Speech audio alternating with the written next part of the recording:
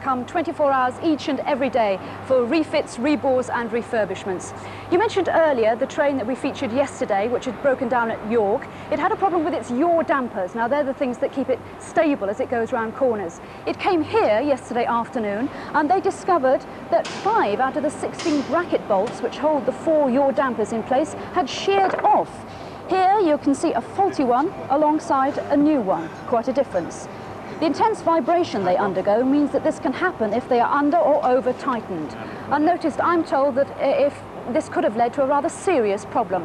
Now that was yesterday afternoon. Our man on the night shift, Malcolm McCaig, joined the night shift here last night and kept a very special watch on our train, the Railwatch Special.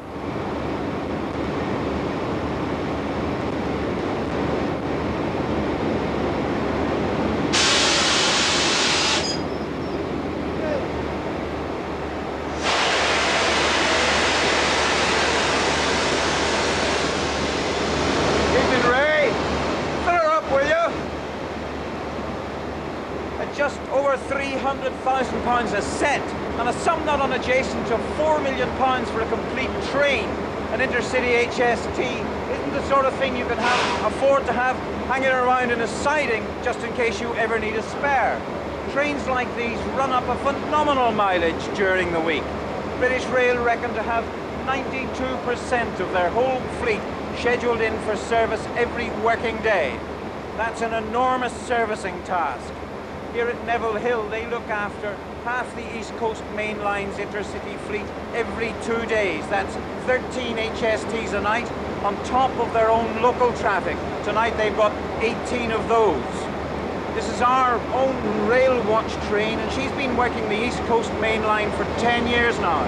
So tonight she's in for her 2.25 million mile service.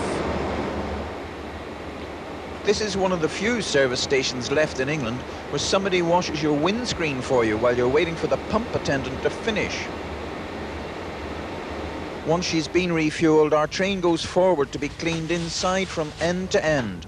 You'd be surprised how dirty your fellow passengers can be in the course of one day. And when Mr. and Mrs. Mop have finished, it's time to make way for the Railwatch Dustbusters.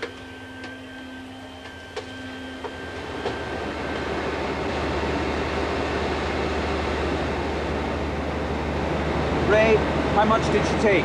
3,216 litres. Oh, to take plastic? Sorry, cash only. Yorkshireman.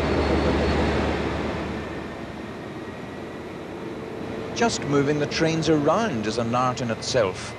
Senior Operations Officer Tony Wright uses a schematic of the miles of siding to plan his move in this nightly game of railway chess. Give it some power before it's... Now, do I have to lean out the window and put in a token as we go in here, Frank? No, it's all free, is it?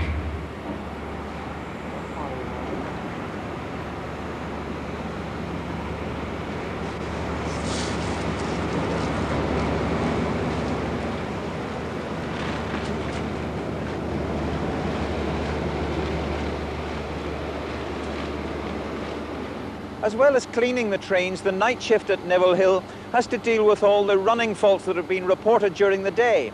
So tonight we've got the Yorkshire Pullman pulled in with a fire bell that rings when there's no fire, and the master cutler here reported to be passing oil. Nasty, that. We've also got the mysterious case of a buffet car that bounces when it really ought to glide.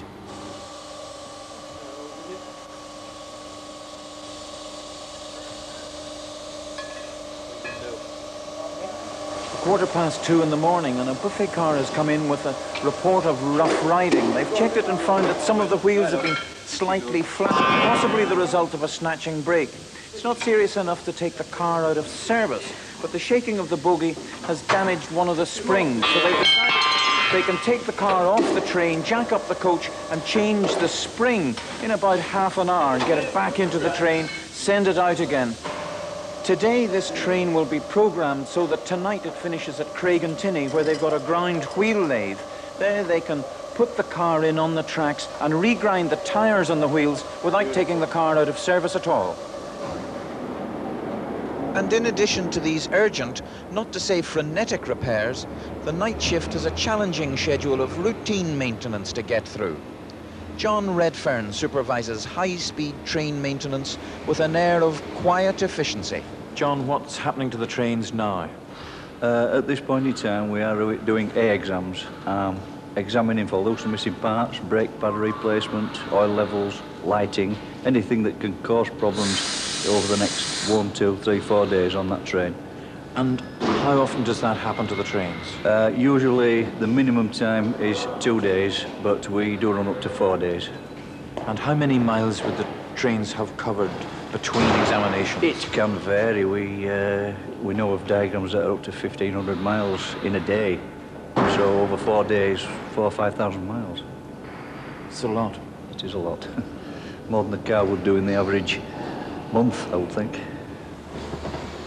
Once finished in the maintenance sheds, the trains are run back out into the night, almost ready for the morning schedules.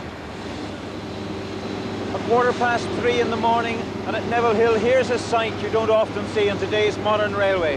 An engine on a turntable actually being turned.